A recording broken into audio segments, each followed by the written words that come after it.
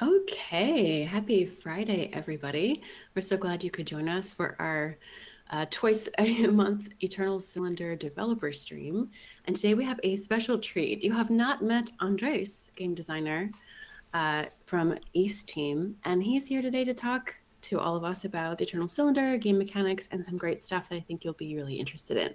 So before we get you started, welcome, Andres. So glad to have you here joining us. Hello, how's everyone?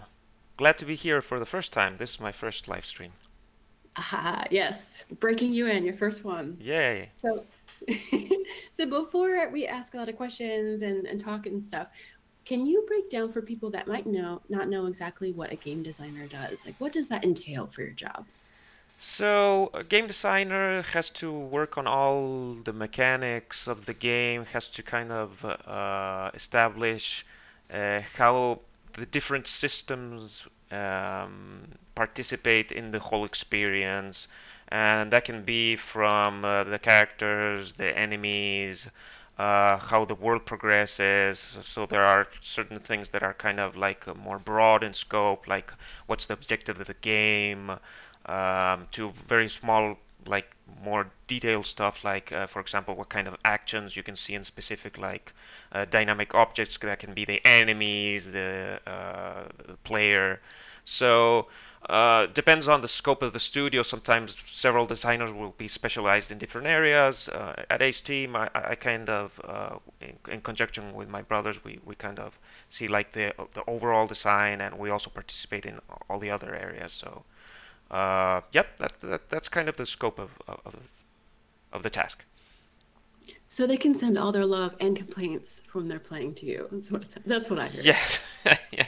So if the game is boring or anything, I guess it's the fault of the game designer, All your fault. or as long as it's not bug related, that would be on the engineers. I see you passing the buck. Okay, so let's start with our contest, which we do every time we have a stream here for our Discord users. In the compendium, you might not know, it's kind of buried in there with some of the smaller, like, metallic minerals and things like that that you would read about in the lore. But in the lore, there is a character called Naka, who is a Trebum hero. And she was cast into the underworld by a cruel king and found her way out of the caverns of eternal night by following this gleam of a certain material. So we're not going to go into a lot of details. You can certainly read that in the compendium if you happen to stumble across the correct combination of things. But there's some facts about her that we ask people to include in their art. So one of them is that this mineral appeared to her like a star. She fought and befriended monsters, and she had a very special heart. So we have a couple winners here of our contest, and Andre's going to show you and then talk about the pictures themselves. So the first one is Tintan, who's a little bit cheaty because they are a moderator, a community moderator that volunteered to help in the chat. But still, I think this is great, and we want to honor their contribution. So this is Tintan. So what do you think, Andres? I think it's beautiful. This is my next wallpaper. I'm gonna put it up there. Aha, nice, nice. I love the kind of feel he captured for the Trebum. It has kind of like female characteristics. So she's kind of really cute, and that got me thinking a bit about some of the things that were challenging for the writing of the game that we had to discuss with Jonas Kiratsis, which was the writer, because actually when we were talking about the Trebums, we didn't want to be too explicit about what their gender is. So, but we didn't want to refer to them as it. We wanted to be more close when we did references to the characters.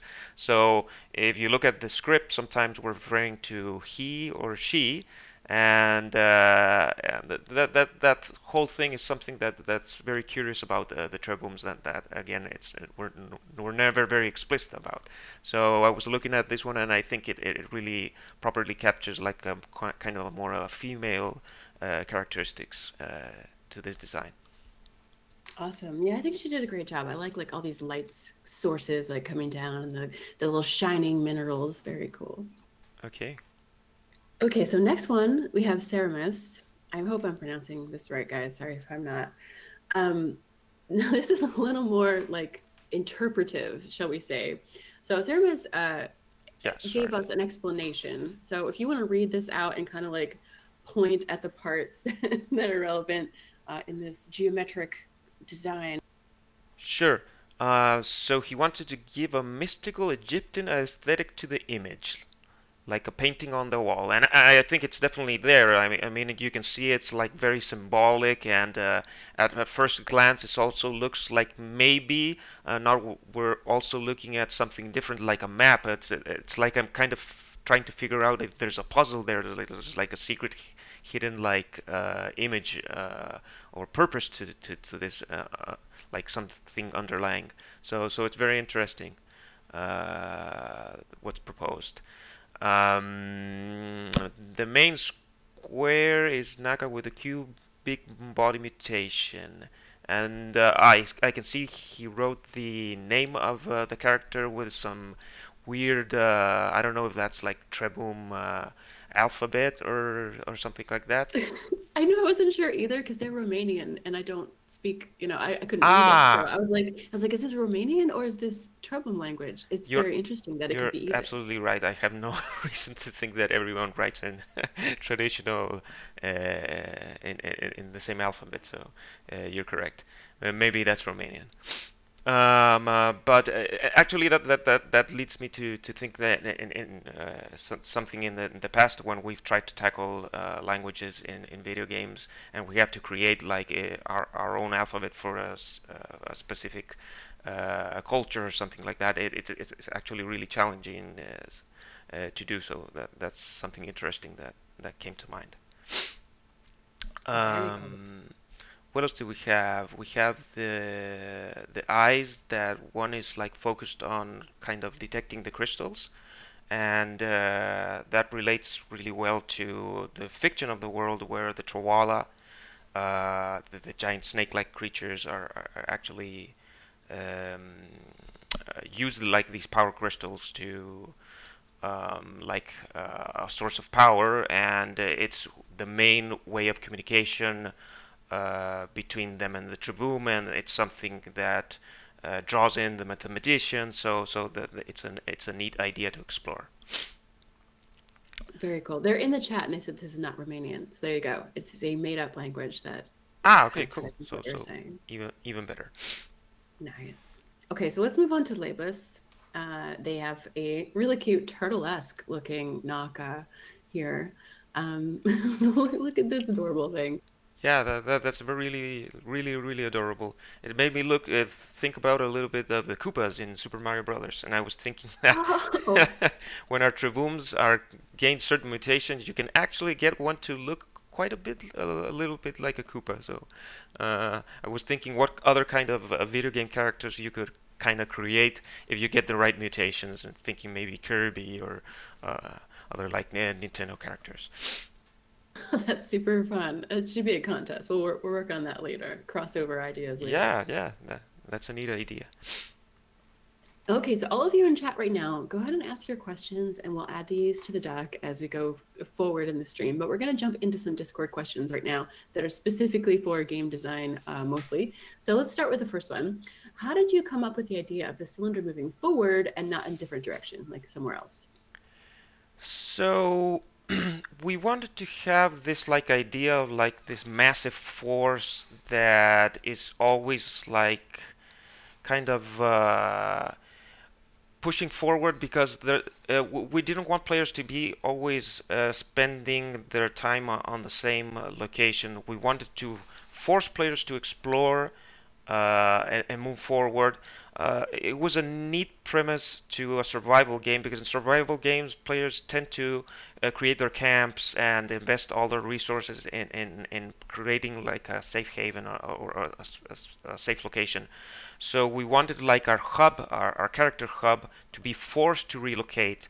So that really tied in well with the idea of this massive force like pushing forward.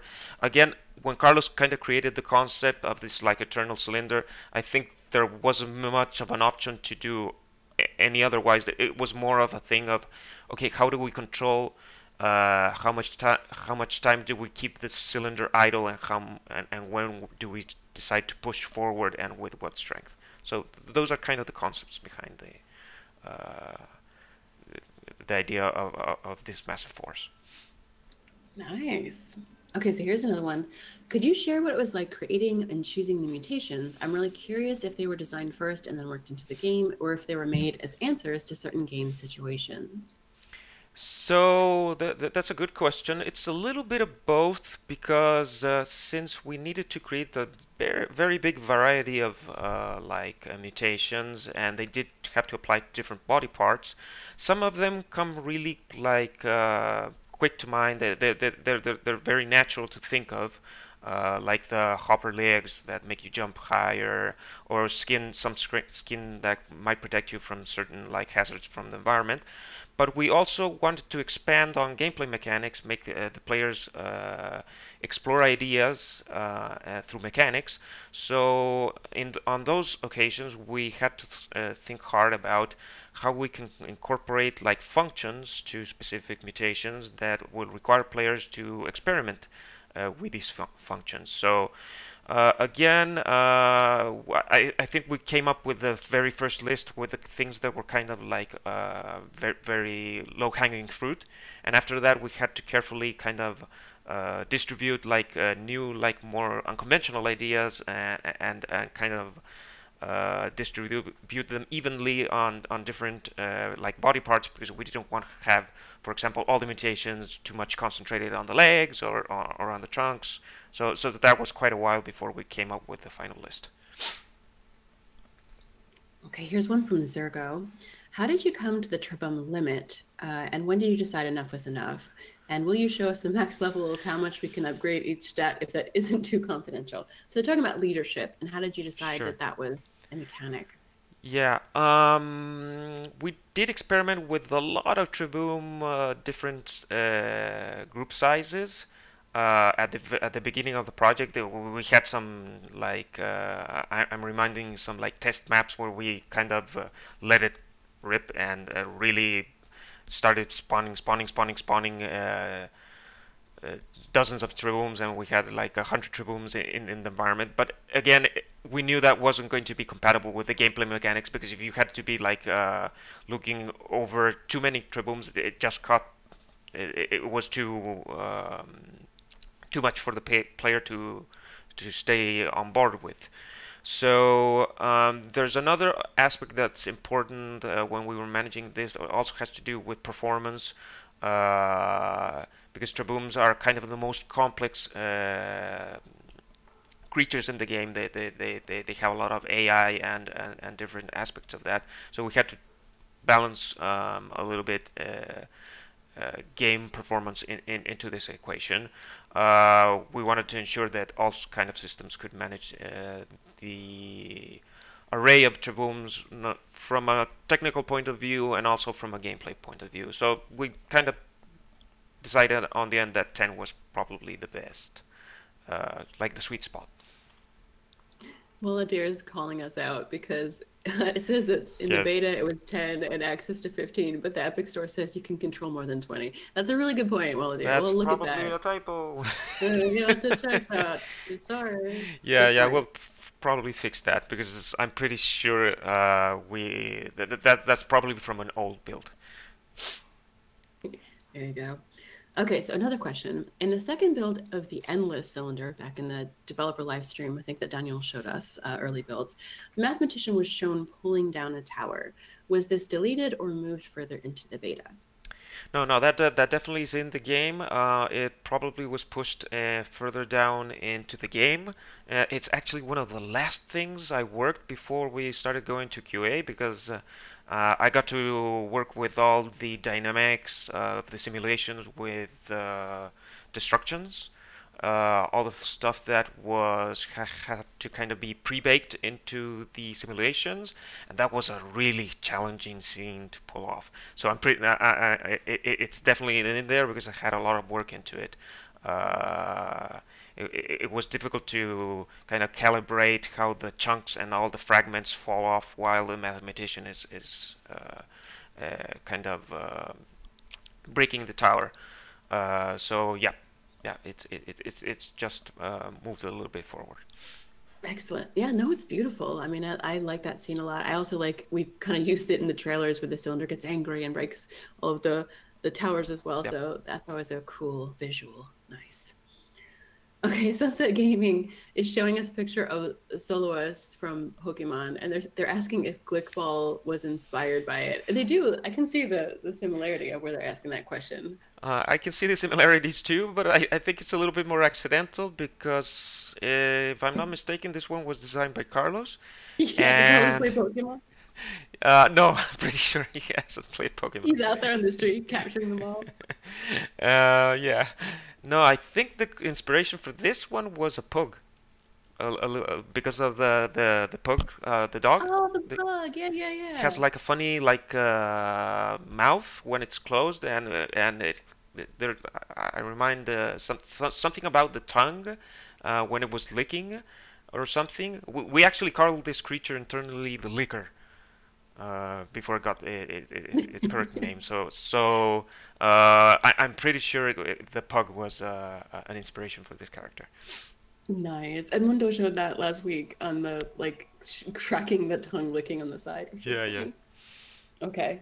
So Nayo asks another kind of inspirational question. What were some of the inspirations behind these creatures? They're surreal as all heck, and I love them. Yeah, that's a good question. It's we really have to let our imagination fly when we're creating the creatures, and we kind of don't take too much constraints. And one of the things that we really wanted to convey was an alien world that really feels alien, because many times when I'm playing games, you can kind of see that the alien fauna and creatures, you can kind of relate them to existing creatures. It's like, I don't know, a pig, an alien pig, or an alien cow, or an alien wolf. And we wanted to like stray very as far as we could from like things that you could see in the everyday world. So the anatomy of the creatures had to be very, very unique and off-world. So we experimented with different kinds of shapes and silhouettes, and just letting things run wild. So we did produce a lot of like silly designs that didn't eventually get into the game, but in the end, it was really just making sure that the creatures feel like they've never been seen before, then that you can quickly like pinpoint, okay, this is like maybe a fish with a couple of tentacles, or a cow with wings. You know what I'm saying there. Yeah, yeah. I have to say the community in Discord is really excited about the Latin names for all the creatures, which I've been kind of sharing from the compendium, and they're tracking them to find the meanings of the Latin words and Ah, how they describe the creatures. So you guys really went into a lot of like really deep detail to make this whole thing very like actual, you know? yeah. That would be Cool. definitely more Jonas than anyone, that he had to give the proper names to the creatures, because again, when you're designing them, you're not so much thinking about the name. So for the most part of the project, at the beginning, we had to have like these placeholder names, and they're kind of silly. And I can, because I've been working so much time on the project before they had their actual names, I always come back to them with the made up names that are in like the game files and stuff like that. But yeah, I love the ones that Jonas created, and it gives more like depth to the creatures. It's always funny to see Carlos like trying to remember what the proper name is of stuff. It's Yeah. funny. Okay, everyone. So I know you haven't seen the beta in a little while. You haven't seen the game at all. So we're going to jump into the actual game. I'm just going to play and show you some areas that, you know, he's probably particularly proud of that have some nice mechanics. So get ready for some things maybe you haven't seen before. We're not spoiling too much, but we'll talk about some things in the desert. So go for it, Andre. Yes, absolutely. So, because we're talking a little bit of gameplay mechanics and game design, I did want to talk a little bit about the cave from the desert.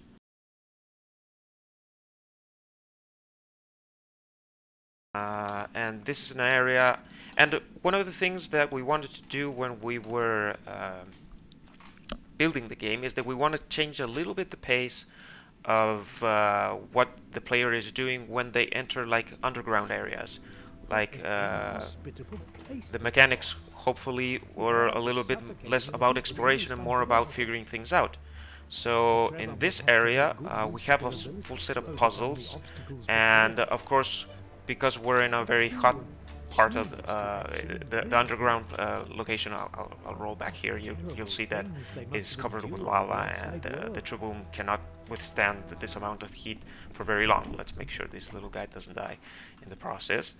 So we had to have access, of course, to the skin mutation, which will protect me from the heat. So that's the first thing we're going to do. One of the, going back to the bridge, one of the things that I did want to talk about, this is one of the areas that gave us a lot of difficulties with the AI, because our little friends tended to jump off the bridge and jump into the lava and kill themselves.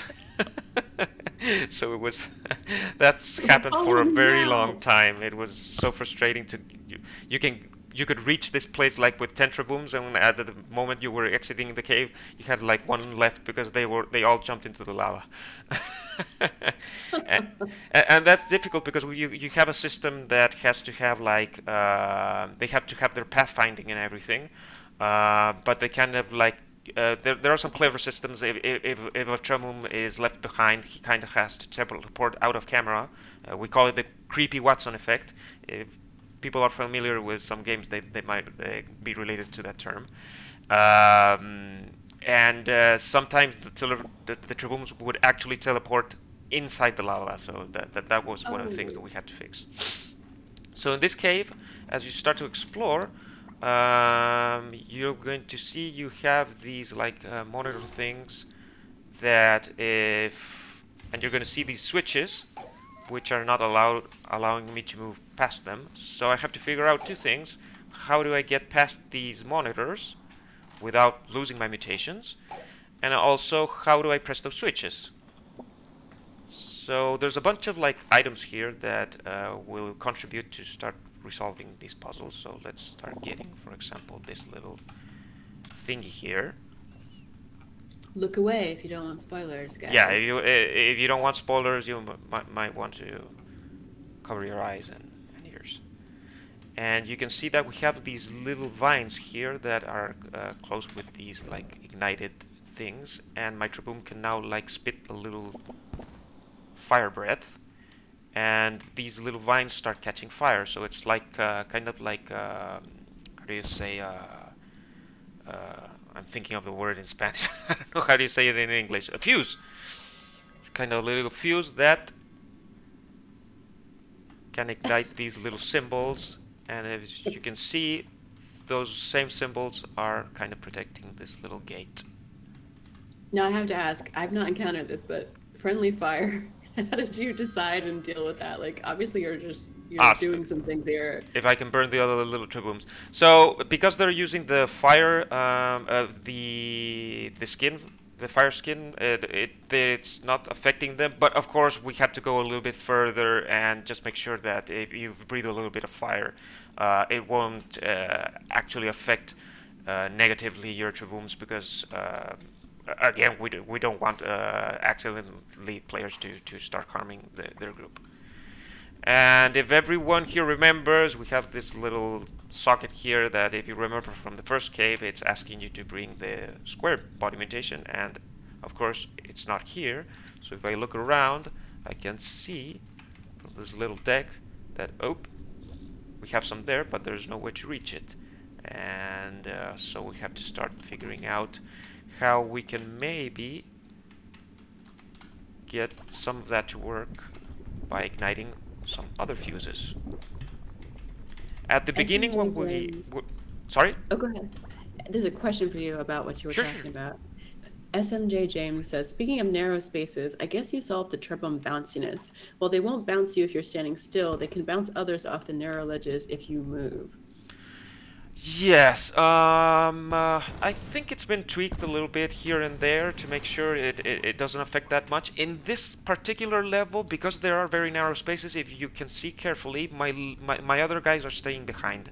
So we didn't want them to be jumping on these very narrow spots in tandem with the player control Triboom, because it's always obviously going to lead to problems when the player is moving through these narrow spaces. They would interfere where I'm moving, so they'll just wait in the back and wait me to complete this area. And if for any reason this little troop guy dies, I'll just teleport back to that other Triboom. And as you can see, I can follow a sequence here. Wait for the fuse to finish. Also get some nice minerals, and boom, we got the. So we're solving part of the puzzle already. I'm getting the square body mutation, and actually, I'm not going to show the complete. Don't worry, I'm not going to show the entire cave. But one of the things that we had in the early versions of this map was even more puzzles that were related to the fuses, but they were more difficult to figure out. And we left them in because QA at start was saying that some of the parts of this cave, this was actually the hardest part of the game before it got a little bit tweaked. At a certain point when QA staff was testing the game, that this was the part they were having most problems with. So we decided some of the parts that were originally like a requirement to become like optional and have secrets just for those players that want to explore this area a little bit more. Nice. Okay. Oops, I forgot Chad, to if you go have to questions, ask them now. We'll ask your questions during while he's playing. So go ahead and post them if you have them. Yeah, absolutely. As you can see, I have the square body, and we have this symbol there with these kind of metallic like bars locking it. So now we know that all those symbols are unlocked, and at this point I have access to this other area where the switches are finally on access. But what's my problem here? Because the switch is a timed switch, and I have to stand it for a little while, and the cave requires me to be shielded from the heat. I have evil. Yeah, we can't still solve that part to full satisfaction, so I have to come back here and get this mutation again. And there's a clever way of getting around that if you want to, by protecting yourself from the yellow light. And as you can see, there's these little things that are throwing like some smoke here. So if I eat that, actually I'm going to change my stream, and I'm going to select Gulo, so I don't lose the fire mutation. And let's change this guy's trunk, because this is a trunk mutation.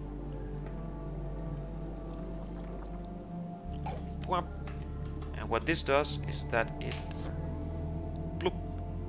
shoots out a little like smoky mist barrier. So when I use this, of course, I'm no longer visible by the monitor here, and I could step on the switch, and then I avoid losing my mutations. So I'm not going to go through the full thing, so I don't spoil the rest of the puzzle. But that's a lot of progress on this cave. As I mentioned, there are other secret areas here if you want to explore. For example, from the bridge, there are little gaps that give you access to parts that look like they're part of an environment. But if you look a little bit closer, you can see that we have also some fuses there. From this little platform, you can see there's a little like light over there with maybe another staircase. You have to be careful when you're moving through these areas because you're very close to the lava, but again, okay. And you can see there's some other fuses. All the fuses that are located in this map have a purpose. Either it's for progression, or it's because they give you access to mutations. And these fuses are not only located in this cave, they're also located outside. You'll see them in the sands, kind of like in spiral formations, and they also have those little kind of bombs attached. And when those bombs are attached, let me go here. I'll just one so you guys can see that. Let's see what. Oh no. Shoot. There it is. You'll see that those little like fire thingies that are attached actually explode when the fuse goes by. So in the environment, if you time them correctly, the explosion when an enemy is going nearby, you can actually perform a very neat kill. It's hard to pull off, but you can use it as a weapon against certain predators. Interesting. Okay, chat asks, are there any timed sections outside of the cylinder itself where you have to outrun lava or something? I'm fine with puzzles that have timing though as well. Timing sections that are not the cylinder. There's so many puzzles in so many areas of the game. I'm trying to think if we have any specific ones.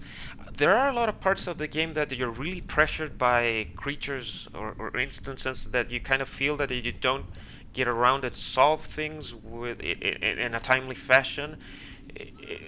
You won't survive that part. But I don't think we have any other specific parts where you're running away from something and you're forced to complete it in a set amount of seconds. Not that I can recall. So no, I don't think so. At least nothing related with lava or anything. Here the lava is pretty static. Okay. So you guys are spoiled. You got to see the desert cave for a little bit. I will mark this video on YouTube with spoilers. Yeah. Are we ending spoilers now? Should I tell them they can like look back again if they? Yeah, I'm gonna go back to the main menu.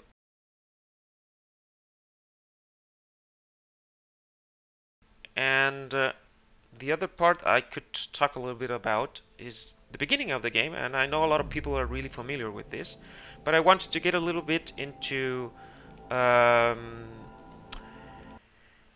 what the challenges of designing kind of the tutorial section, because one of the hardest parts, people maybe don't see the start of the game, and maybe from a technical point of view you're not seeing some of the most like amazing things there, because we have like great physical destructions and puzzles and all sort of like neat things moving forward into the game. But actually one of the hardest things to design in a game is the very beginning, and it's one of the areas where we most had to iterate to make sure that people kind of grasp the very base mechanics and make sure they understood what the game was kind of about and what are their like medium-term goals. So going through this area kind of brings back a lot of memories of all the little details that we were very careful to produce when we were designing this part. For example, if you guys recall, I'm going to let it load here, but as soon as the game starts, we have this cylinder moving. Immediately, we wanted the people to see the cylinder that's crushing, and that it's like this massive force, and that it's dangerous. And in early versions of the game, actually the cylinder was moving a little bit fast, and when the cinematic ended, and my Traboom was standing there, people didn't realize it wasn't a cutscene. So we had testers that were just sitting there, and the cylinder kind of crushed them, and they lost, and they thought it was part of like the game, and they got confused. So during this section where the cylinder is moving and it's starting to crush things, for a long time we had people actually dying here, and of course teach you to turn around, you know, and look behind you. Yeah, sure. People have been like trained to like turn around and look, and then they're like, oh no, and get run over. Yeah. And this is also one of the first parts where we want to kind of convey all the destruction, so we made sure to have a lot of variety of trees, sinking objects, like little rocks and stuff. So from a technical point of view, a lot of the technology in the game is also in this area. And if the player actually starts to lag a little bit behind, there's a system underneath that makes the cylinder move a little bit slower, just to give you a little bit more time to kind of take in the scenario and move at your pace. We just wanted to make real sure that if you died in this section, it's mostly because it's not because it has to do with challenging mechanic. And one of the other reasons, for example, here that you have like the all the hoppers like jumping into the scene is because at the beginning of the game we have to immediately focus your attention into your first mutation. So we achieve this by dropping all these creatures into the scene and having one lag behind, and it does this little cute animation. It drops this thing that it's immediately bright, it's immediately more colorful than the rest of the things that are in the environment. So of course you're gonna want to grab it. And another problem we faced in this very area is that the little tribune starts with like 3 slots, if you can see at the bottom left corner of the screen. And we had like more stuff to gather here. So some people, before the little egg was laid, had already completed the pouch, and they started trying to grab the little egg thing, and they couldn't because it was full up. So we didn't want to still show the mechanic that has to do with being able to drop or eat stuff before you were forced to absorb your first item. So we had to limit the amount of things you can grab here to make sure that no matter what I absorb in this area, I will always have an extra slot open for the little hop egg thing that of course will allow me to transform and be able to jump out of the section. Clever. So as you can see, there's a lot of little details, little decisions that you have to take, and that very little, and you can make a very small alteration in this part, and it's not that it doesn't work, but the flow is not ideal for people that are just starting off and getting familiar with the mechanics. And and there are more kind of smoke and mirrors in this section. For example, the Tribune was, with the regular legs, was able to jump out of this area. So we added like some invisible collisions because we just wanted to make sure that those that people couldn't escape this area until they understood that the mutation had to take place for the legs to work. But our testers, before we added invisible walls, were able to use the rolling and some clever jumping to escape this part. So we had to like artificially confine him here. But when you play it, it's supernatural. It doesn't feel as if there are invisible walls or anything.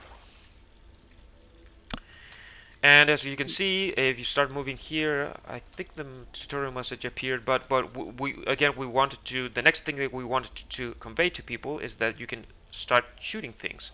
So we added these little bug things and said, okay, it would be fun for people to try to shoot them down with the water cannon. Oh, my aim's pretty bad. There, I got it. And be able to and they realize that, okay, the Trumum can not only absorb things, but he can also shoot things out. So a clever player will figure out that he can also select other items, and instead of only shooting water, he can also start shooting other objects. And then everyone eats all the fish. Everyone eats all the fish. And yes, of course, the fish here were also placed with a very direct purpose. This one, it's very easy, for example, for people to relate that this little fish guy, that he's actually looks a little bit like a blowfish. It's called. It's the ones that are like kind of fat. Will turn your body into something that's similar to the fish. Going back to one of the questions at the beginning of the chat, where we were talking about the mutations, how we figured out how many mutations and how we were going to distribute them. One of the other hard things was how to relate the things that you acquire with the mutations themselves, because here there's a very direct link that since the fish has kind of like this chubby body, it also translates as a mutation to my creature. And we wanted to make and do the same thing as much as possible with every other object that's in the game. So sometimes the thing that you eat isn't exactly similar to the effect that you reach in the game, but if you look at least at the plant that's harnessing that pickable, maybe that plant has spikes, so you'll get this spiky body. Because we couldn't have the Trebum, for example, eat something that has spikes because it would be weird. But if the plant that had the seed had spikes, then players could relate. Okay, so I'm harnessing the power of that specific item. So as you can see, there's a lot of little details that really go into the design that we have to be very careful about to convey the natural progress. We want people to figure out kind of the world on their own. We didn't want to be too explicit about certain signals. But again, there are because it's such an alien world and it's very unique. It doesn't look like anything else someone has played. I mean, if many games are based like kind of like standard genres. If you're playing a platformer, everyone knows that you have to jump and avoid enemies and stuff like that. But this game couldn't relate very quickly to anything else. So there was a very fine balance between uh, letting people figure out the mechanics on their own, but also discovering things and no, and sorry, and presenting the enough information for them to make those decisions accordingly. These inventory items you're talking about, where you're, getting things from the environment and you're sucking it up.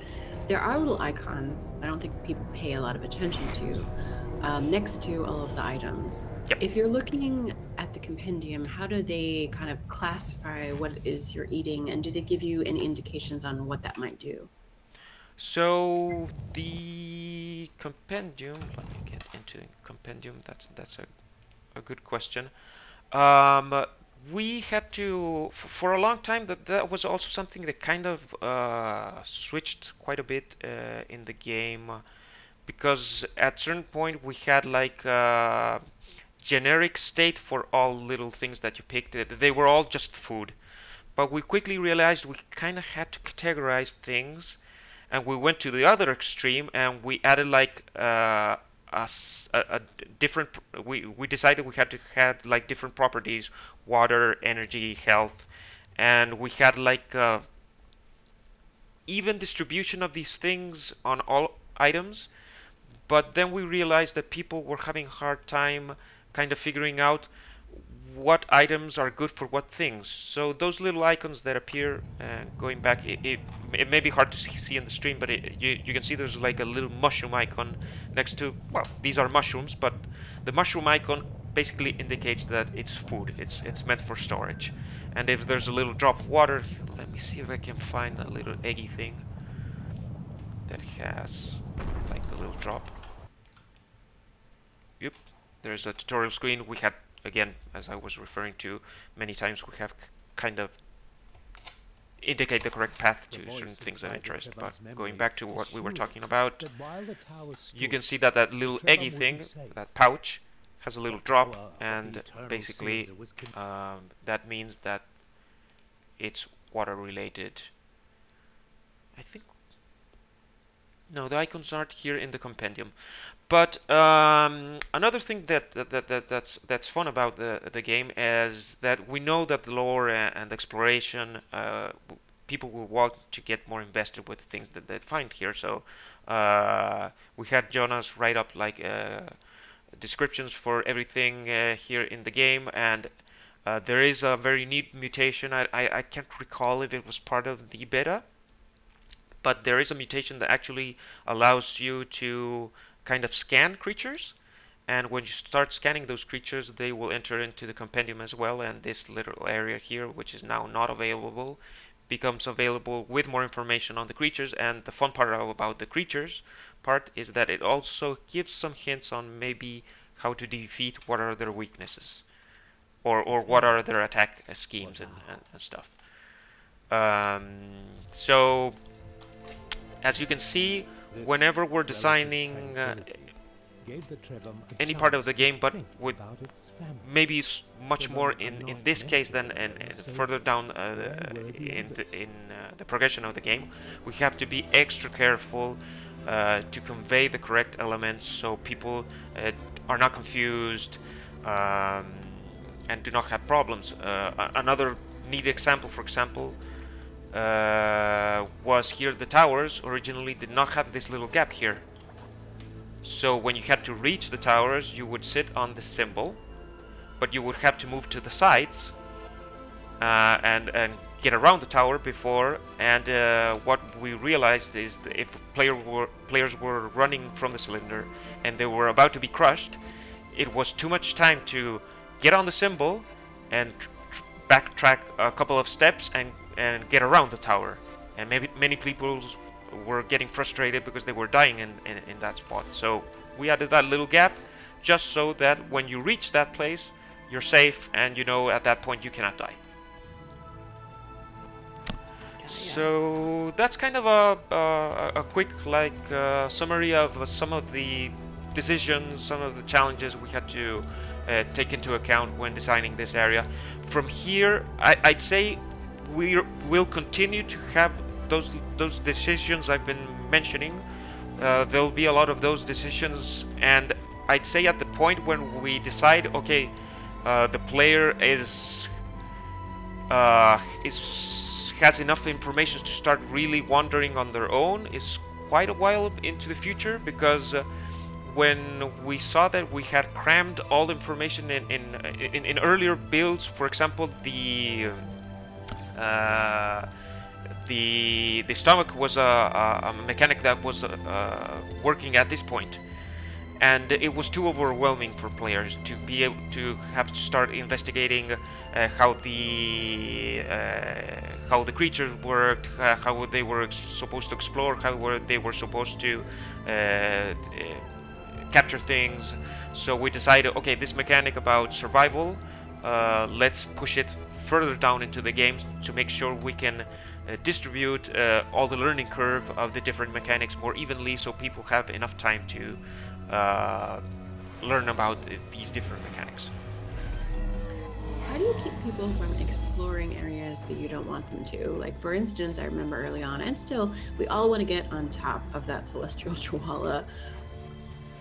You can actually get onto the celestial chihuahua in the game. I've seen people do it and get up to the crown. In this particular game, I think one of the barriers that we had to give a lot of thought to was the water bodies, and there was a lot of work on that too, because there's a small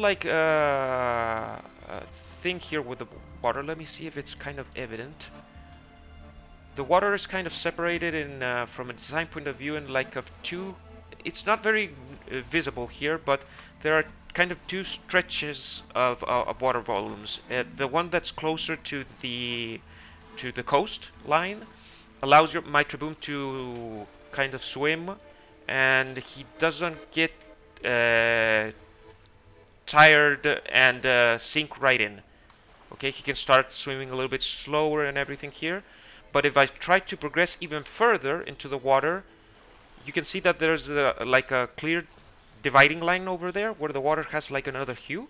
Mm-hmm. Let's see if I can get there. And my little guy is having a hard time getting there. But you'll see that the moment I switch into this area, something's gonna happen. I hope something happens. He goes into the water. So basically, at the beginning, the complete water used to work this way, where if the Triboom ran out of stamina, he would kind of sink into the water. Okay, but that limited the exploration quite a bit, because since he runs out of stamina relatively quickly, we figured out that people were being kind of frustrated that they couldn't swim a little bit more. So we separated kind of like the hazardous water from the shoreline, where the Triboom can explore more without issues when they're close to the shoreline. But if they try to escape that area to further away, at that point the game is saying, okay, no, we're letting you move up to this imaginary line. And of course, the barrier, the cylinder barrier, the tower barriers are also another element that is clearly meant to kind of confine the gameplay to specific areas.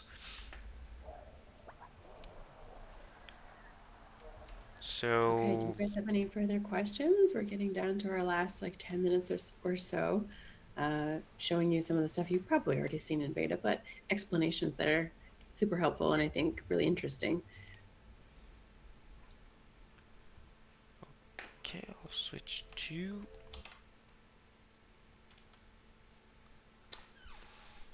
So I hope everyone enjoyed a lot, kind of the inner workings of building game mechanics and stuff like that, because this game required a lot of iteration and a lot of thought process went into it.